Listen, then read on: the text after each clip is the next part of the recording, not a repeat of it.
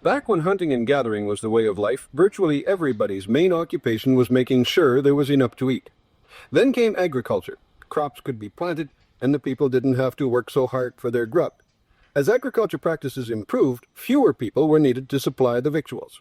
Now towns and even cities sprang up, with tradesmen, artists, musicians, merchants, doctors, and politicians. The Industrial Revolution and the age of steam took even more people from the land, but it was nothing compared to the age of gasoline-powered engines. Up until the 1940s, a little over half of Canada's population lived on farms. In Western Canada, it was much higher, almost 80%. Then came the Second World War with a huge leap in mechanical technology.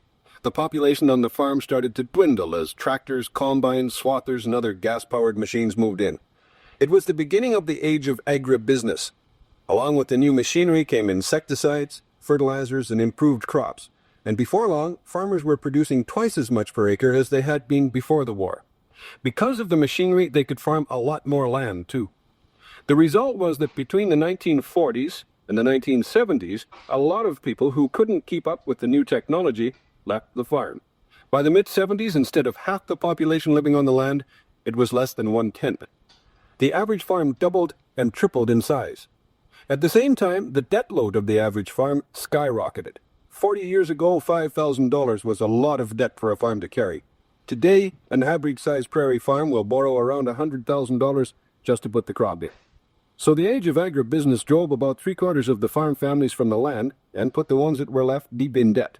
But that's going to look like skinny underfed boy compared to the new high-tech age. Almost every day we hear of some amazing advancement in high technology. Growth hormones, genetic engineering advancements, biotechnology. The list is endless. But the result will be a huge increase in the efficiency and productivity of the new age farm. It will also drive a lot of families off the land. It works this way. When a new technology comes along, about 10% of the farmers try it out right away. Economists call them the early adapters. These farmers risk the money and take a chance. Sometimes they lose, but other times they win, and the technology pays for itself and makes them a profit too. If it's an effective new technology, within a few years, most of the rest of the farmers buy it too. But they don't get the extra profit the early adapters got, because once everybody's using it, they're all producing more meat or grain or whatever, and there's more on the market, and the price goes down. The 10% or so on the low end of the farm economy, the ones who can't afford to buy the new machinery or who are unwilling to change, get left behind and eventually sell out. Economists call this cycle the Agriculture Treadmill, because only a few farmers really make any profit from new technology.